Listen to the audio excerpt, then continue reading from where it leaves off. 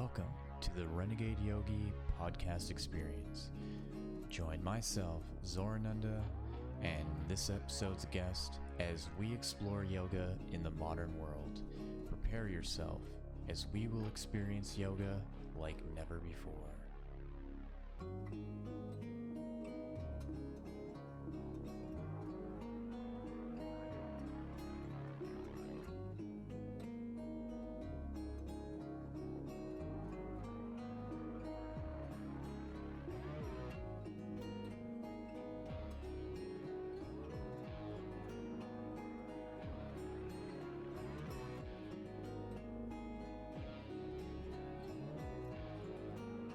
So welcome everybody to the Renegade Yogi podcast experience. I have a really wonderful guest today who is a close friend of mine.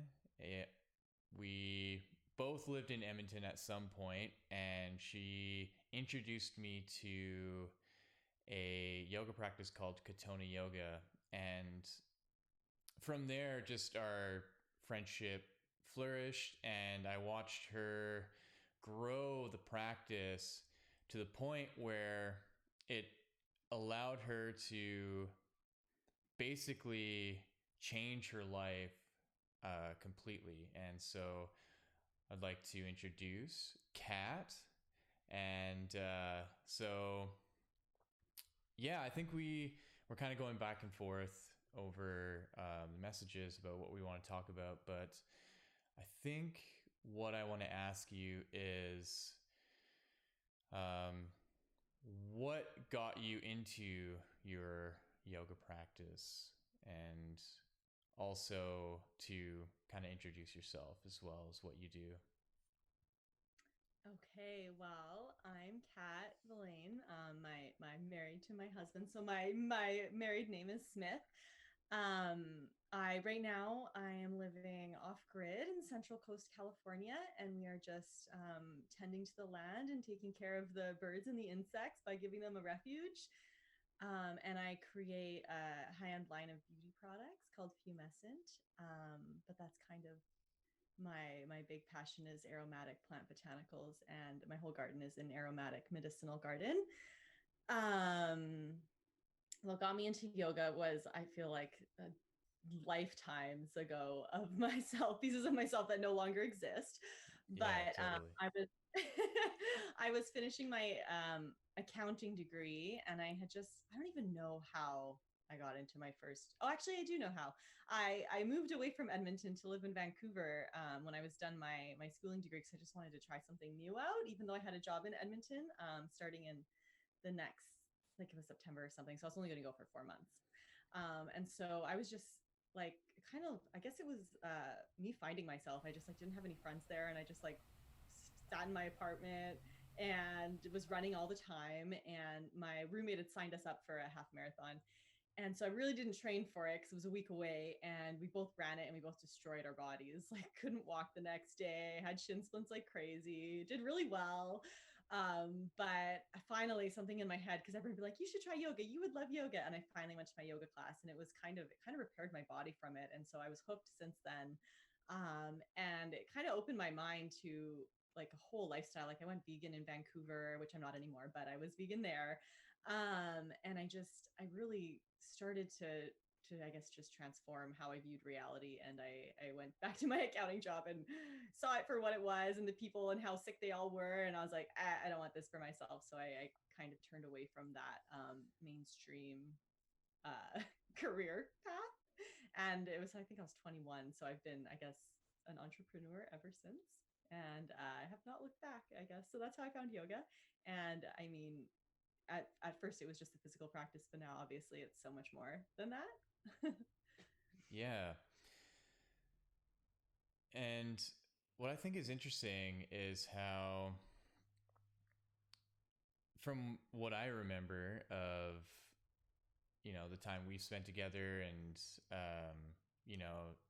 practicing in your living room to practicing at Nourish, to seeing how you were so strongly driven to grow the studentship that you had, going from yeah, just like in-home practice to nourish to then doing a teacher training, um, how that all leads to a complete change, right? That now you're living in California, you have a growing, successful apothecary, and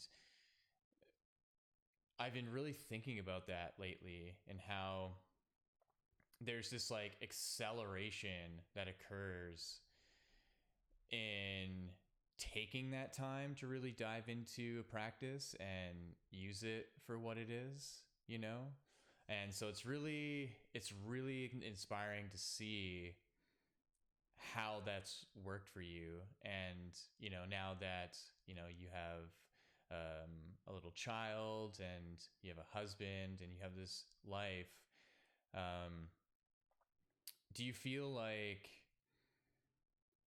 that's kind of taken away from your kind of deep dive in yoga, or do you find that this is all just like an extension of it?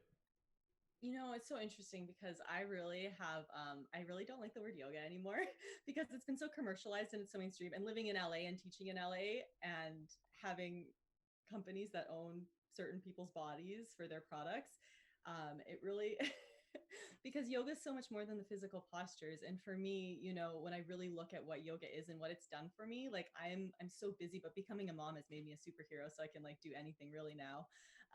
But the when you really see the yoga practice for what it is, and it's like it's a union of everything, every religion, I guess you can call it, for lack of a better word, every path, the Tao, the path of the yogi from India, the old traditions, they all came from the same lineage of like this union from source, because we all, like, the source energy got split into two and now we're playing with duality, and it's just harmonizing this duality.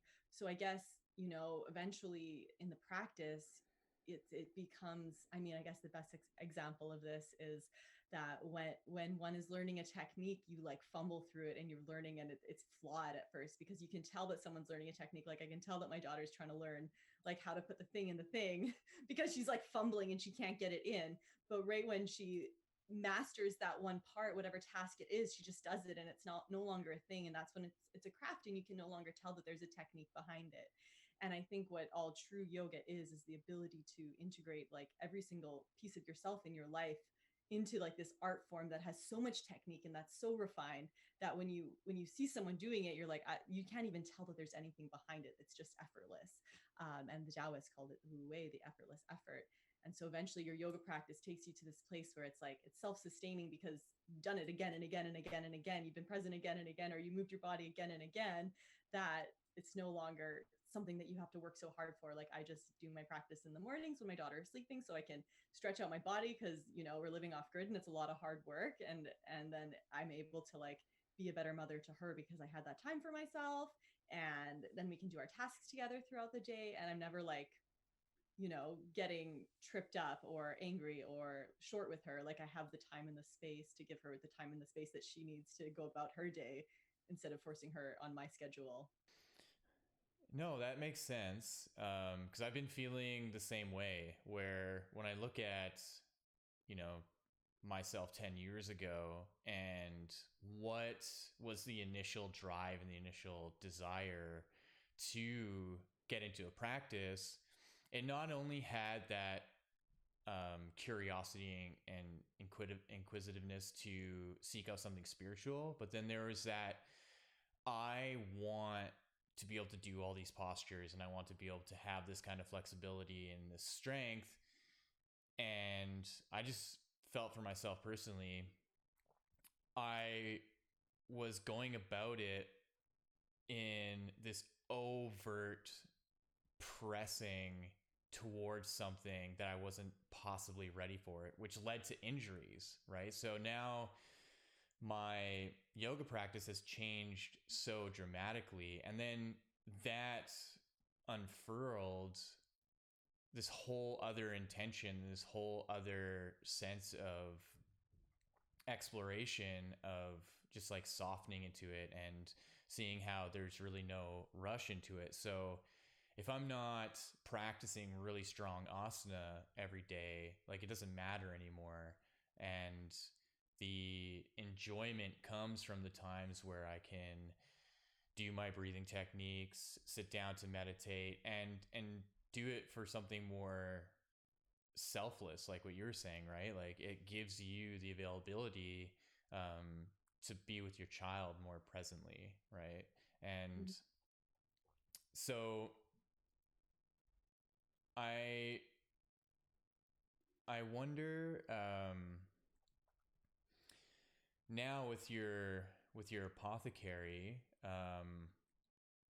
do you find that instead of needing to like teach yoga the way that you were, that you feel like the yoga practice and the presence that you have is a part of creating the apothecary, so to go more, to put that energy more into the apothecary rather than trying to continue teaching yoga? You know, honestly, I've never felt like the yoga teacher was my path. It was always just something I did until, until it wasn't working anymore, which was fine. Right when I had my daughter, I was like, oh, thank God.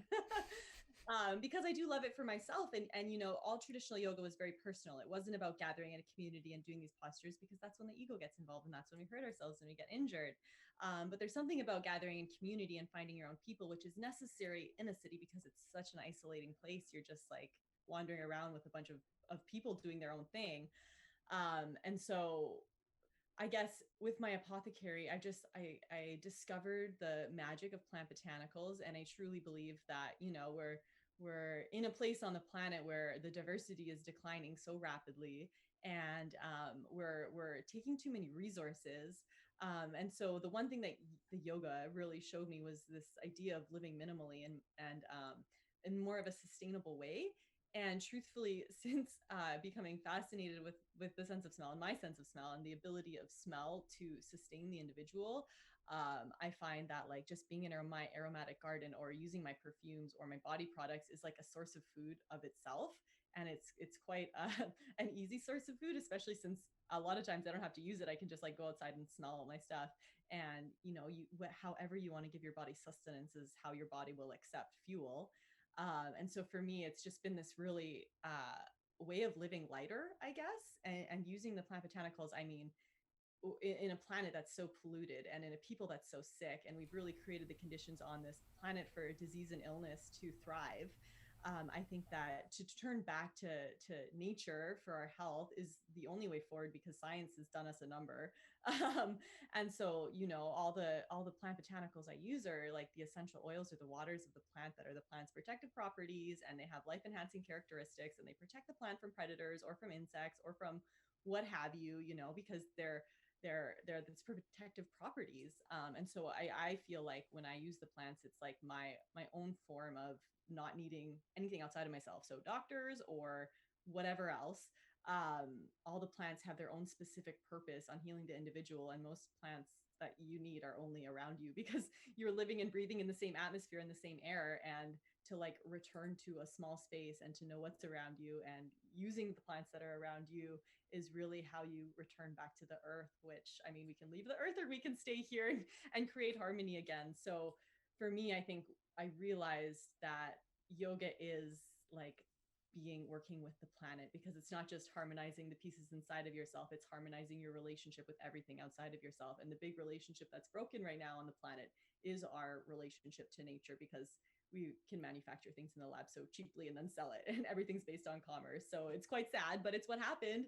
And when we find ourselves in yoga, like there's something missing. We're looking for spirit, because the spiritual immanence has been completely lost on our planet. And so when you come back to your body, whether it's yoga, whether it's tai chi, whether it's qigong, there's so many modalities of returning to yourself, then you can really listen to yourself and what you're supposed to be doing on the planet, and how to heal your own body, and how to listen within and listen to the plants. Because there's so much about plants that is unwritten, that it moves beyond words when we work with them. So did that answer your question? Yeah, I think so. Um, yeah, because I think the way that I've been starting to see yoga is it's like a preparatory stage. Mhm. And there's some people that are just naturally going to be geared towards a full lifelong yoga adventure or journey, right? And I also do think that it's going to come in a phase where the consciousness of yoga itself, I think, knows something intuitively because it's a part of you, like, right? Like, that's why it's happening to you. That's why you're taking on um, the task and the responsibility of upholding the practice, is that there's something subconscious, intuitive that knows that it's driving you towards something. And that's where I think it can be really beneficial, and it's something that can be playful and enjoyed, where when I compare, how I was, and maybe outwardly it doesn't seem that way, but inside my mind I was always really tough on myself for not progressing at the rate that I wanted to, that led to the injuries that I've had. And so understanding it now by kind of being witness to other people in my life. So, like, for you, for example, where I'm seeing everything that you're doing on social media and how you changed your life from living in Edmonton and really focusing on yoga to then living in California and having an apothecary, that a light bulb clicked in me and was like, oh, you can use it as this container for cultivating a lot of energy, and then using it to drive you forward in a direction that is just going to come in divine timing, right? Just kind of like how we see it in your life and in many other people's lives. Um, and so I think that's kind of the point of what I'm wanting to share with this podcast and these conversations, is that, um, hopefully down the line, the more and more guests I interview, that we kind of see that yoga is just an addition into your life, and it's your choice whether you want to keep it in your life at whether any extent, or it serves its purpose and you're like, okay, I can move on, I can keep doing my thing, right? But I think it's inevitably going to make a pretty significant imprint and going to be in your life for an indefinite amount of time. Even, for yourself, like, I'll see you still post videos of your morning practice and how it pertains to the next step you're going to take in your day, right? Where it's like, okay, I did my yoga practice. Now I'm going to spend time with my daughter. I'm going to bottle my apothecary stuff. I'm going to go collect herbs. I'm going to tend to my garden. Um, and, that says something to that importance of natural living as well, right?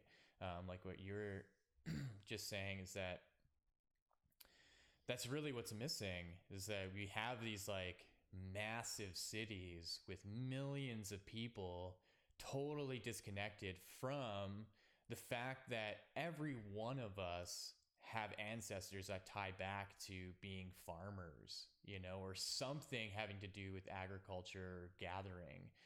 And that could be just 2 or 3 generations away, or 4 generations away in your lineage. And many people are just completely disconnected from that because of all the distractions that are happening. And what would it take for more and more of us to be inspired to follow people like you, and support people like you, and to have that inspiration to be like, you know what, I live in an apartment, but I'm just gonna grow, like, some herbs for right now and just start the process in learning, right? Mhm. um, so now that you have a little wee cat, a little Plum, um, do you find yourself thinking about um, how all all this technology and everything that's kind of steering us away from nature, how that might influence her? Or do you have a good sense that where you are in the country and around nature, that she, has this opportunity to be more connected with nature without that kind of over influence? Yeah, I will say, I mean, just I will talk about that, but I do want to say that I do my yoga every day. Mm-hmm. It's not that I'm turned away from yoga. It's just that it's so much bigger than just the practice. But I do it. I have done it every day for a decade, and I do it to welcome in aurora, the sunrise. I do my breath work in the midday so that I'm taking the pause of summer that every animal pauses during the midday sun, and then I turn within and I do a quiet practice at night because it's like as you say, back to connected with nature. That's like the rhythm of the seasons in one day. And with my daughter, I mean, it's not that she needs to be more connected. We're born connected. If you're born from a seed, you're born from origin source, right? Like the seed is that like conduit to the cosmos where the invisible world becomes the visible world. And so, I mean, when I watch her in the garden, like she's been carrying a watering can since she was like a year and a half.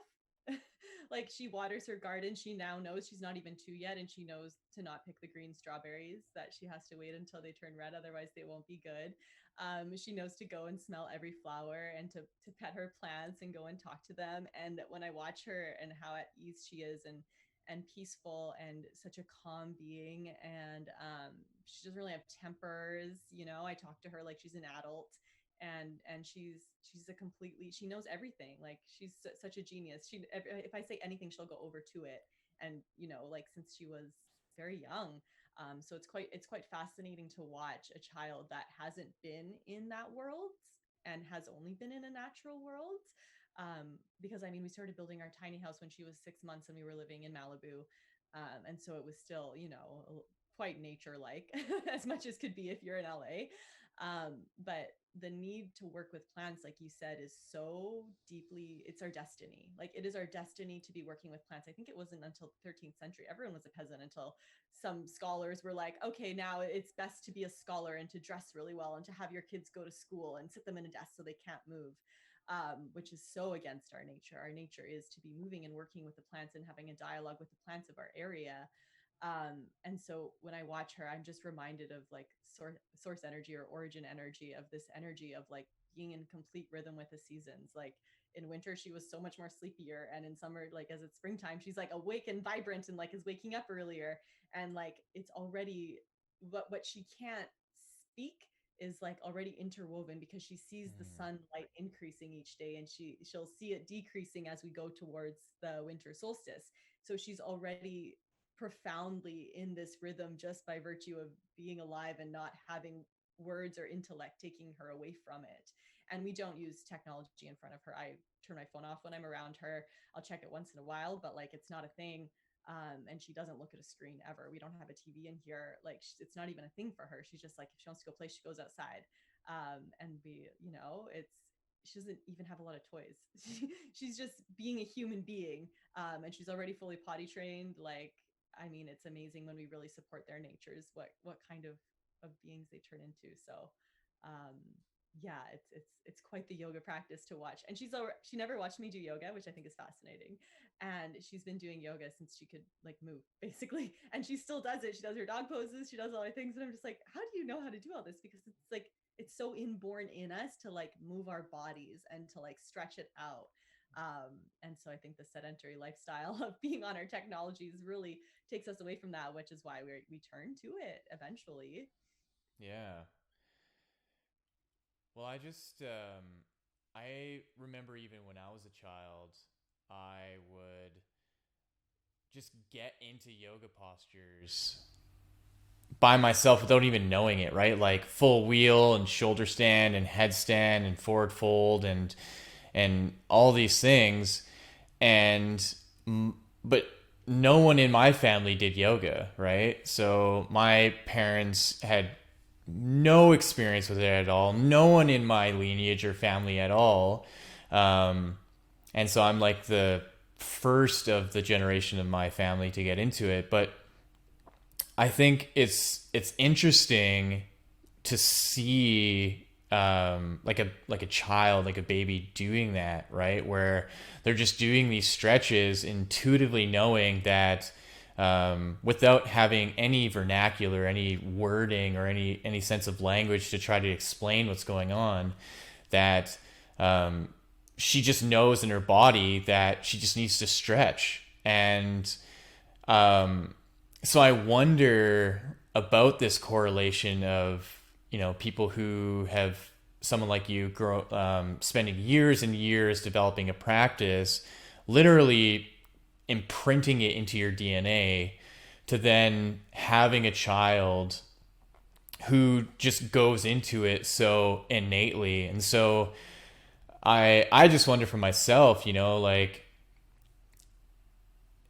how that carries out through their life, because there's going to be a point where I have children, and seeing all the practice I've done, is I just can't help but wonder that my children are, possibly a child is going to just pick up on that.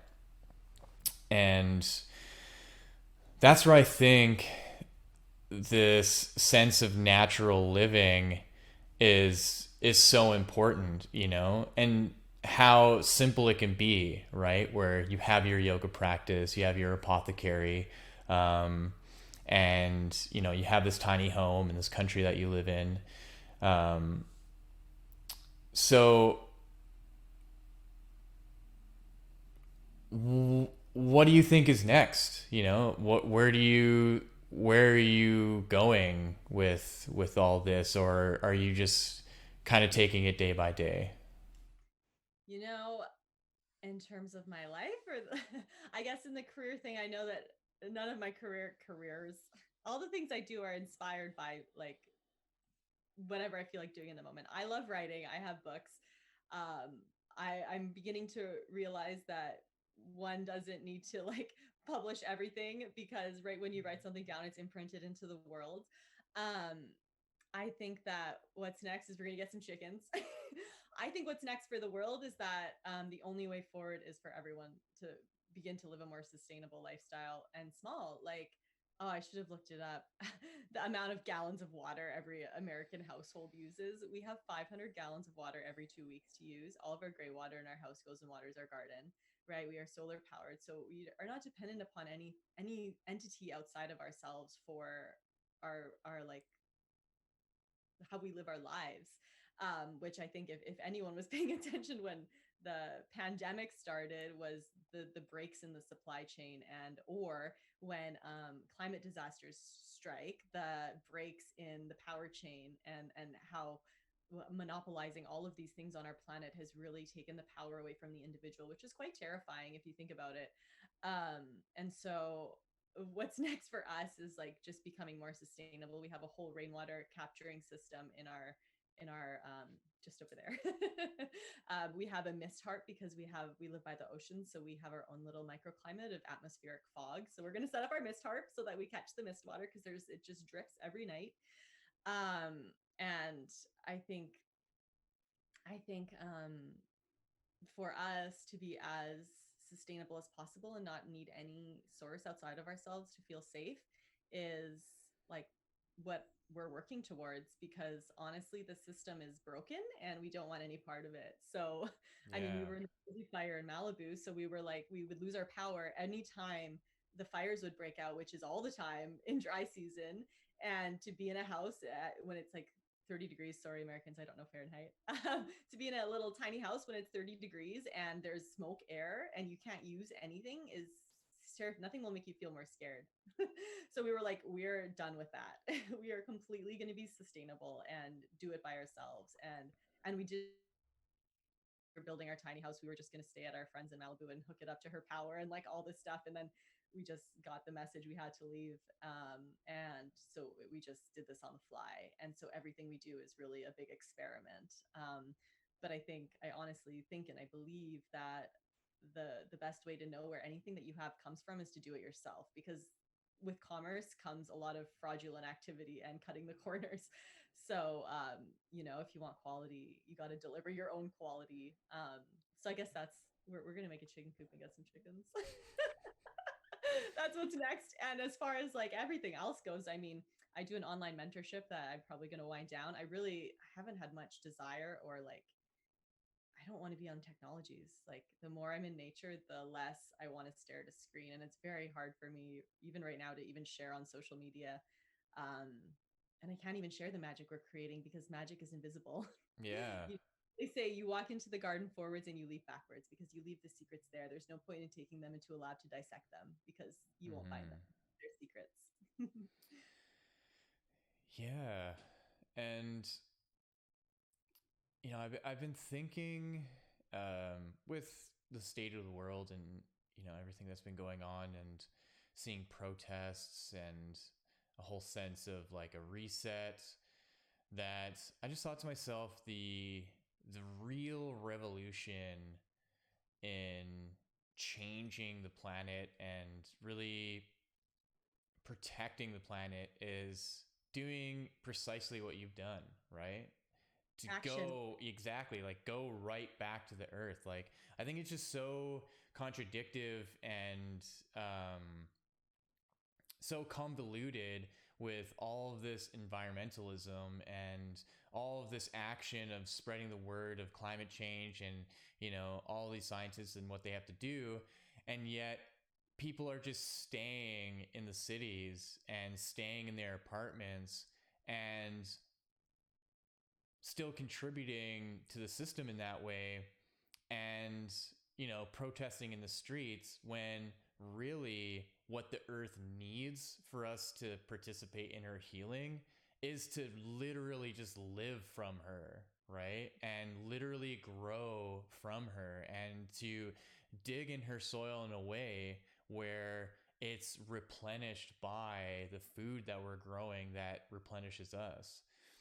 And so when I tell this to people, most people just think it's impossible, right? Or they think that it's something that they need to do right now.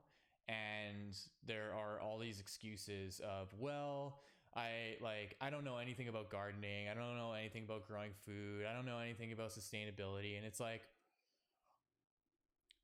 you have the technology that you've been using to go on social media every day to literally find all of that information. Mm-hmm.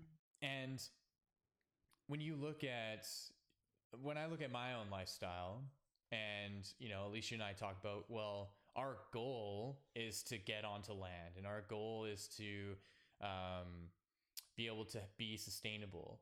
And so we set a plan for it. So we go, okay, we have like a 2 to 3 year timeline where we want to be able to buy land, to be able to buy a house, and do the things in the vision that we have for ourselves. And that's what I like to tell people is like, you don't have to just go bushwhack right now. You don't have to try to sell all your things and immediately leave. You can plan it out and spend the next 2, 3 years learning, like spend the next 2, 3 years, figure out, what it takes to grow your own food and harvest your own water and whatnot. And so then you can prepare yourself for it. And I really do feel like that is the real revolution on this planet, is more and more people leaving the cities and getting out back into nature, because that's where the power will dissolve, right? I just have this vision of like, okay, what if Edmonton, 500,000 people decide to leave and go live out on their own land? What would happen to the economy of the city, right? That would be a huge change. That would change everything, I think. Mm-hmm. Yeah, I'm always like, where you don't put your power is where, or where you like, you don't think about something or you don't engage in something is where it loses its power. So, I mean, people get so mad when I do this, but I've never voted in my whole life because I think politics is BS. And I'm like, I would never put my power in another entity to whatever. And if everyone didn't vote, what would happen? If the whole entire country didn't vote, what would they do? I'm sure there's like a system to do that. But if everyone disengaged from that system, it would cease to exist because no one has their faith in it anymore, right? Because everything's just a belief system anyway. Um, so yeah, I mean, you don't even need to own land. There's always crafty ways to get what you want, because honestly, ownership is an illusion too. Right? Nothing There's territory for sure. Nature plays with territory, but ownership. And and I mean, I learned all my gardening from nature. I walk any wild land I can find all the time, and then she tells you what's supposed to be sprouting right now and what medicines are around, and when's the best time to plant and when's the best time to wait. And it's just when you're in rhythm, that springtime is an opening out and a quickening of energy to plant seeds. And then in summer, nothing, you don't plant seeds because there's a big pause. The earthworms pause, everything pauses, because when the sun is too hot and there's too much light in the sky, everything just waits until the moment's right, so that autumn, when everything's closing down, you can plant your seeds again and start to go within. And then in winter, there's another pause, because there's always, I mean, that's what yoga is, right? It's like this duality, and it's the tension that keeps life lit. It's like the tension of hot and cold and moist and dry, and this like ever changing symphony that's going through the seasons, and your ability to perceive it and then use it in the garden, because eventually words are useless. Right? Words are only designed by a system that designed the words and the language. And so, nature doesn't speak words, she speaks symbols, and she speaks a way of life, and community, and conservatory, and diversity, and ever expanding fertility, if you know how to use a seed. um, so yeah, definitely the only way we're gonna survive the next little while on our planet is to return to nature. Otherwise, if nature's Yeah. not here, nor are we. Yeah. And I think it's happening too. Like, there, regardless of what we see on the media, like wherever we tune into, we can obviously see the narratives at play, and we can obviously see what is being focused on and what's not being focused on. And what I tune into within just my mind is, okay, what's not being shown? And what's not being shown is that there are people who are choosing to just get out, and they're like, you know what? I'm done with living in the city. I'm just going to like go to a smaller town and go to the outskirts. And that's not to say that, you know, you go somewhere so isolated where you're hours and hours and hours away from people. It's it's okay to be far enough out where you still have access to the city if you have certain amenities that you need, um, but to the point where you can be in a place where you're literally 360 degrees surrounded by nature at all times, and the sounds and the sights and the smells and the feelings are so much more directly tactile to a natural sense of living. And so, where I started to see the signs of this is, the news would come out with some statistics, and it's just like they slip it in so quickly, where they're like, um, over the last 2 months, like 2,000 people or 2,500 people have left the city, right, to move somewhere else. And so I just think about that, and I'm like, okay, well, if that's happening here, then that's happening everywhere. That's happening all over the world. And it's actually happening to millions of people, that millions of people are deciding that it's enough. The stranglehold of corruption is getting overbearing. It's time to just get back right into nature. Yeah, and the city's way of life is like a 9 to 5 intellect solar workday. It's just not supportive of a healthy body at all. Because I mean, if you're even in the cosmic forces, like when the moon is waning, I'm like, I can't do anything. And then when the moon is increasing, I'm like, oh, I've got extra energy at this time of day. But like a city doesn't support that. Most careers don't support that kind of livelihood, because they're like, what? What's the moon? What do you mean? Yeah. And so, it's, I really do, like you said, the revolution is going to be very personal. You can't demand anyone to change anything, because they're not going to. If there's money to be made, money will be made, and it'll be at the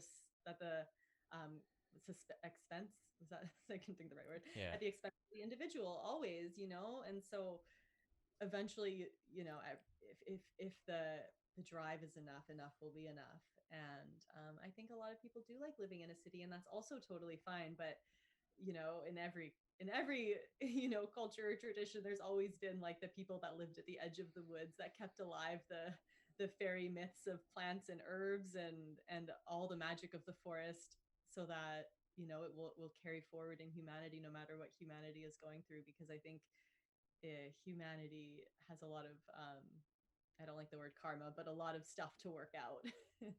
A lot of pain and suffering and letting go of ego and letting go of like a money amount in the bank and stuff like this. Like it's a lot. Um, and it's a lot to lose one's way of life and to lose what everything one thought was true and to realize that it was built on falsity. Um, and so, it'll be interesting. Yeah. Yeah. And the way I comfort myself in, the plethora of events that have been happening, and, um, you know, the way that I stay centered has been through herbology, because my fiance Alicia also has her own apothecary. And so we just have a whole variety of herbs and tinctures and powders. And it's been such a blessing to know that there are some alternatives that are the original medicines that humanity has been using for thousands of years.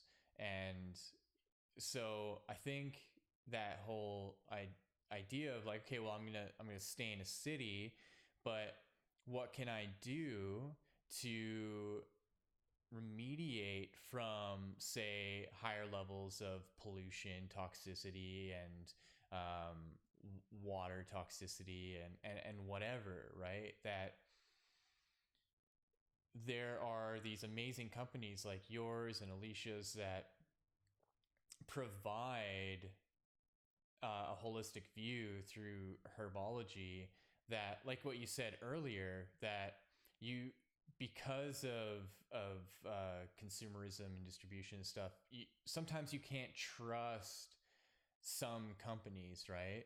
That you just have to do it yourself. And we found that ourselves as well, where to see Alicia crafting her own tinctures, and where she's getting the herbs from and where she's getting the products from, that I can actually feel the benefits that are happening. And I just find it that it's kind of a shame that there's such a bias against it, when it takes the time to develop the relationship with it. So I think where I'm going with this is, how have you been finding the relationship that you have with your apothecary, and the herbs that you're using, and the outreach that you have, and say the way that it's been embraced by your community and the people around you? I think like what you're saying, it's really like the big corporations or like the big companies that, there's just corners that are cut to make money. Whereas I really think and I believe that the return to how we live our lives is going to be based on like personal relationship, or, like small scale, small businesses. Because like you can trust, you can see the love that gets prepped into something by someone that has I have complete control over my business. I don't have anyone else doing it for me. So I know what I'm putting into it. I put all of this stuff on my body, so I'm going to only use the best quality. Because you're right, like you said, like even in a city, but we're all on a toxic planet. We all have polluted water supplies, even if you're getting your water from the well or you're getting rainwater. Like there's trace chemicals in everything because it doesn't just disappear. We're all connected to it.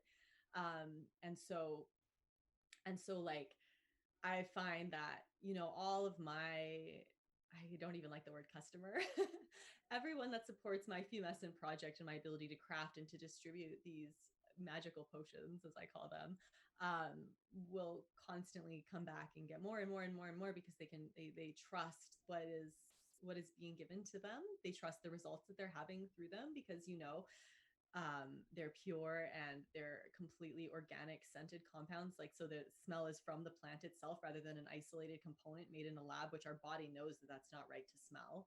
And using your sense of smell immediately connects you into your limbic system of your brain, which is your safety and your security, and it unlocks memories and creates new memories. And so I think, like, with like more integral business approaches to giving whatever it is that you're offering, is really going to be like the way forward. Because why why would anyone want to keep supporting companies that are robbing people or creating ill health for people, or don't stand behind their products? Like, I think, to me, it's ludicrous. We're in the age of lunacy, though, so we'll see how it unfolds. But it's important to, like, know. And if some people don't know, but like, herbs are origin energy. They are benevolent and angelic forces. They are on this planet prolifically. They don't need a lot of tending to grow somewhere. Like, they're littered in the fields. They're everywhere. They're older than mankind. Like, some of them, like horsetail, has been with the dinosaurs. And so these plants that can withstand everything are adapting at all times to their environment. And when you take in that kind of medicine, as we'll call it, maybe that'll be censored. When you take in that kind of medicine, you're taking in something into your body that has, like, wisdom that is so ancient. And they're like the trees, like, using tree medicine. Trees are the ultimate givers. They give, and then they take in all of our pollution, and then they give, like, magic breath. Like, the fact that these things aren't more revered, to me, is crazy. But all of the herbs come from that origin energy. And, like, the more you crossbreed, like, our plants that are basically found in the garden, or hybridized, or you take cuttings of these plants, are going to have disease and illness, and they're going to need a lot of attention to grow, because they're like frankenplants in a sense, right? Like, they don't come from the seed. Like, you have to have it come from the original seed if you want to be connected to the cosmos and be connected to the conduit of the heavens, or the energy of, like, where we all came from. And so I believe that these plants have the capacity to, like, heal even mycelium. Like, if you know what mycelium does to clean up waste, right? Yeah. the they have the capacity to undo what the wrong steps that we've wrong, I don't like that word either, but like, the steps that we've taken to get where we are, and the mistakes that we made, and the things that we need to let go of, and the comforts. Like, the plants are the beneficent forces that will be able to help us through this. You don't get out of a mess by using more science, I feel like. Yeah. What this reminds me of is, like, years ago, I was listening to a radio show, and the fellow was talking about how feudalism and monarchies were basically overtaken by free trade, and that when a system gets to a point that it's has been operating successfully for a long period of time, and that there's this innate corruption that starts to grow within it, that ends up affecting the people in the societies, that there are these little ideas that start to form, and it starts to challenge the corruption within the system. So way back in the medieval times, in feudalistic times, free trade was this little idea because people were being taxed all of their money. And so they were like, well, we don't have money to buy anything, so maybe we can just trade with one another. So if I have eggs and, you have whatever, we can trade for it, right? And the monarchs at the time started to catch wind of this, and they thought, oh, you know what? It's not a big deal. It's just happening, just kind of here and there. We still have all the money. We still have the religion. We still have all the power and the armies. It's not going to do anything. And this continued happening, over centuries, to the point where it was just all over Europe and basically all over the world, where they couldn't control it anymore. And suddenly the feudalistic system had to adopt that kind of free trade system. And so I see that almost happening now with a reemergence of herbalism, where there was a suppression of it back in the 1900s, late 1800s, but it was still a fringe kind of idea that was still happening in the underground, and to the point where it's continue to grow even more now. And especially with the internet, with this advent of reaching tens of thousands of millions of people almost all at once, that the transference of information on how precisely to adopt a more holistic health view or a lifestyle is so much more readily available. And I think it's only going to grow more and more, where people like you, people like Alicia, just everyday people are going to start being like, hey, I can just make my own stuff. And if for whatever reason there's a disruption in me getting it from somewhere else, there's herbs and plants all over around me that I can cultivate and I can use, that I can experiment with, right? And I can learn from. Because there's, like, weeds, quote unquote, all over the place that have amazing qualities to it that can help alleviate many different things. And I think that is the, like, not new yoga, but for people like us who are yogis and who are teaching yoga and are kind of going away from teaching yoga, that the connection to the earth and this unifying consciousness is showing up through herbs and showing up through how we can adopt it and put it back into our diet, into understanding our health. Mhm. Yeah, I mean, I I would get herb books of your place. Like there's always like I have really old like Native American uses for plants. There is so much misinformation on herbs, unfortunately, with all the things that are available to us. Um, because when we started shipping herbs all the way across the planet, because this herb was good over here for these people, and it made sure that they didn't get XYZ disease or illness or whatever, and they started shipping it so that other people might not get that disease. It didn't work so well because Mm. there's like specific plants around you for a specific reason that are going to help you out, and they're for you. They're not for someone across the planet. And so to really understand like what's growing in your fields, I think is like one of the most empowering steps you can take to your own health and your own food supply. Because like if you the minute I had eyes to see what was growing around me, I was like, everything is food and everything is medicine and everything is a way to ensure that my health and my vitality stays at its utmost, because we're in a very sick world, and people are sick, and our waters are sick and our creatures are sick, and we're carrying a load of pollution of like whenever we started creating pollution on the planet, we all have it inside of ourselves. Um and so I think the most important thing is to like really have conversations with plants. Like I just go out in the forest and I see why they're growing, where they're growing, and what they're doing throughout the seasons, and what part of its herb or its plant form is an expression. Like the buds are always the medicine of springtime.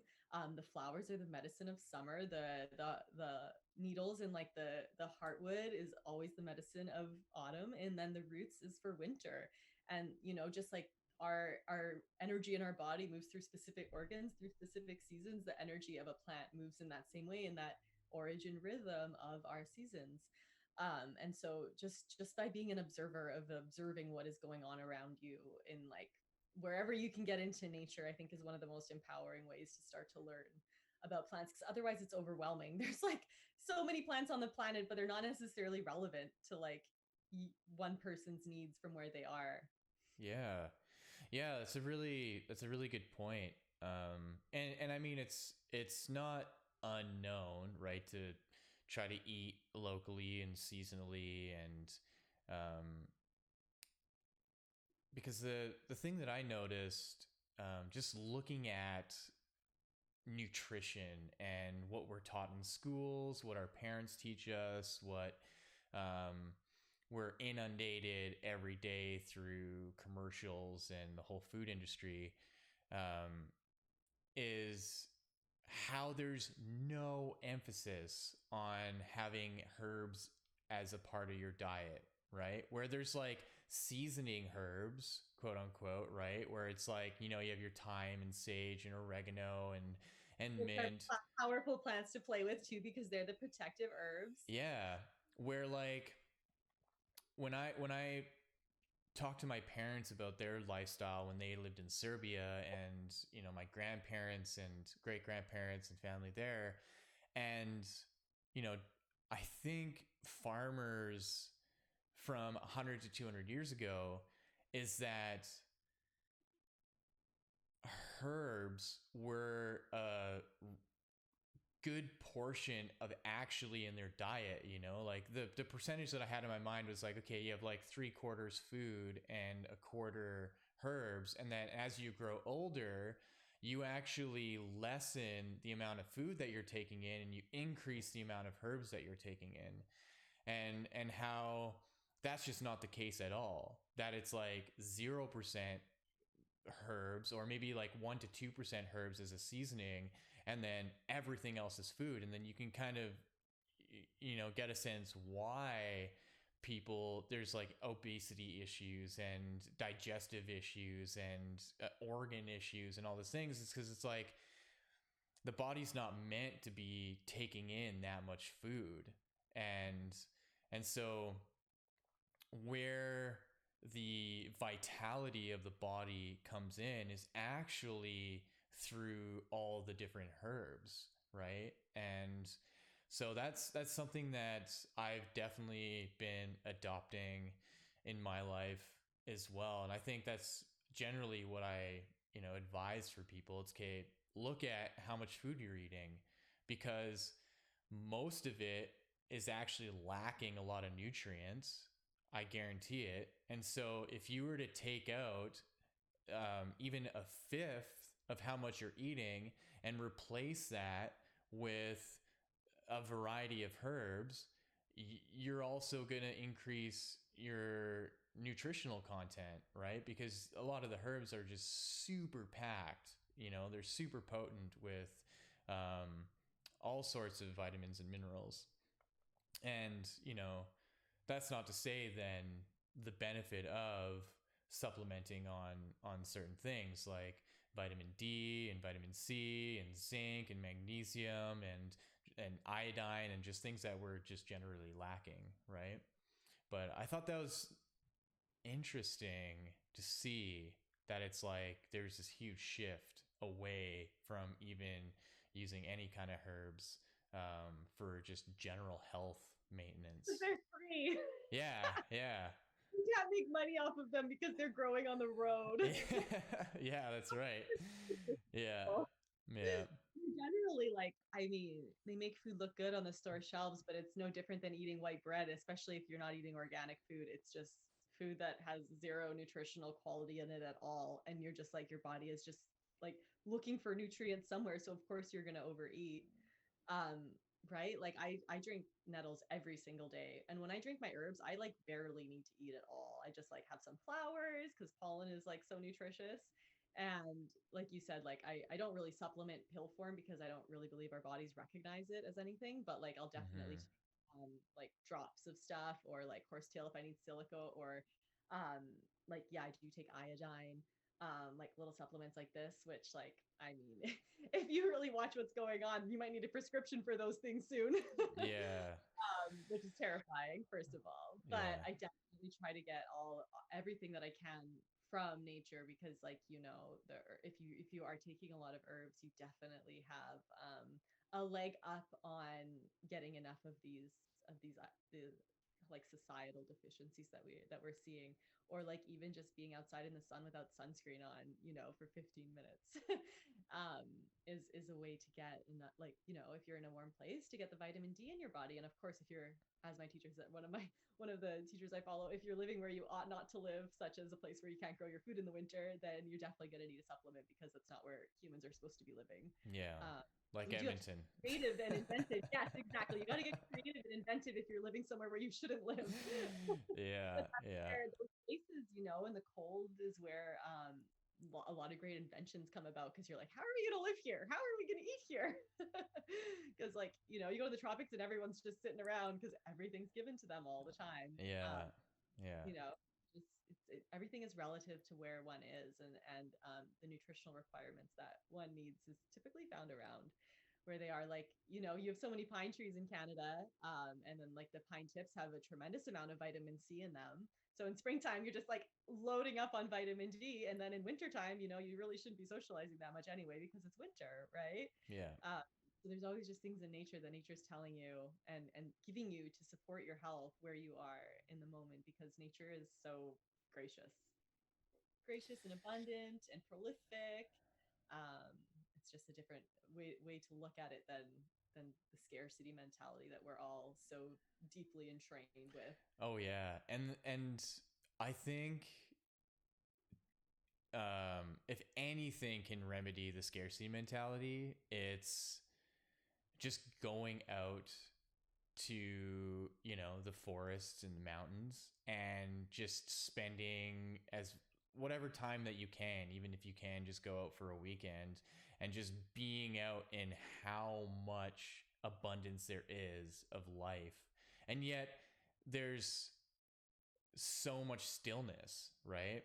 There's nothing really that you can take from it. It's not in a kind of abundance of like, you know, all the things that that can fulfill my desires. It's such a deeper, fulfilling abundance of all the fresh air that you can breathe. You know, all the sunlight that you can take in, and the lakes and the rivers that you can swim in, and all the animals that you can see, and that kind of abundance is nourishing in such a deeper, like, mental and emotional and physical way that I think you know, it's obvious. It's why, you know, it's why people enjoy camping. But I think the overall point for me is like, okay, now how do you bring that into your daily life? So when you come back into your world, you come back to your apartment, you come back to your house, you know, how do you go, okay, now how do I transform this place that I'm in to reflect that abundance, to reflect all of that, of the giving that nature can do? So you know, if it's having as many plants as you can, if it's starting to grow things, if it's starting to get into herbology, then, you know, there are obvious great resources. And the way that I want to kind of end this is just allowing you, Kat, to just point people to where they can find you, where they can find your products. If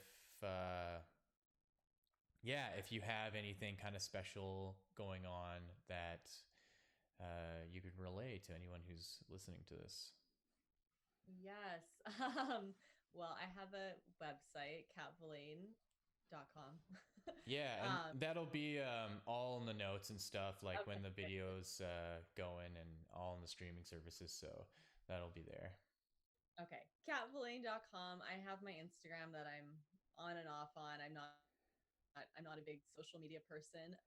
And I also have, I mean, all my products are available internationally through pratdaddy.com. I don't really sell through myself anymore. It just got to be too much work. So that's where I distribute them through. And yeah, I mean, I wrote a book. I don't know if I'm going to release it or publish it, but it's all about the wild rhythms and rekindling our contact with the earth and planting plants so that we all may breathe again.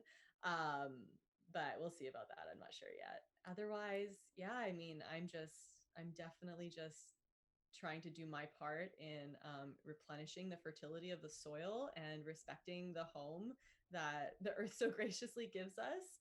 And I mean, I'm just in constant state of awe when I'm working in my garden and I see all the miracles unfolding and the life that I'm giving the earth. And I do believe that, you know, as humans with consciousness, rather than being so entangled within the rhythms of the earth, we are observers of that rhythm. It is almost like our self responsibility to stop robbing the earth and to change our views on reality so that the future may have a home, you know. So I guess that's kind of what's going on. Pretty quiet person for the most part because we've got so much going on when you live off grid. It's not like you just go live off grid and everything's working for you. You are Yeah. actively participating in everything at every moment. And when we lay our heads down at night, we sleep like babies. It's just there's nothing on our weighing us down. We just go to bed, we wake up, and we just do it all again and again, and we find the magic and the mystery in it every day. So we've got a lot Wonderful. going on. Yeah. Yeah, and that's also the reality of living wild, right? And living out in nature is the daily responsibilities. So which I commend you for, and you know, it's been a few years since we, you know, have seen each other, and I just always have fond memories of all the yoga we've done together, and just seeing how amazingly passionate you are about whatever you do, and how you can just fully set your mind and heart and body and everything, and how you drive forward in what you're doing. So I totally believe and see that, you know, with your apothecary, it's just going to nourish and help so many more people, especially seeing with who you're collaborating with Pratt Daddy and Spencer Pratt, like that. Yeah, seeing that, I had to like a double take. You know, I was like, wait, Spencer Pratt, is that the dude from The Hill or The Hills? So, and that's so good. Like as soon as I saw it, I was like, yes, like oh man, like I'm just so happy for you. So, um, yeah. So thank you for coming on the show. This is episode number 2, and you know, you'll be a welcome guest whenever you want, given the time and your ability. So thank you everyone for tuning in.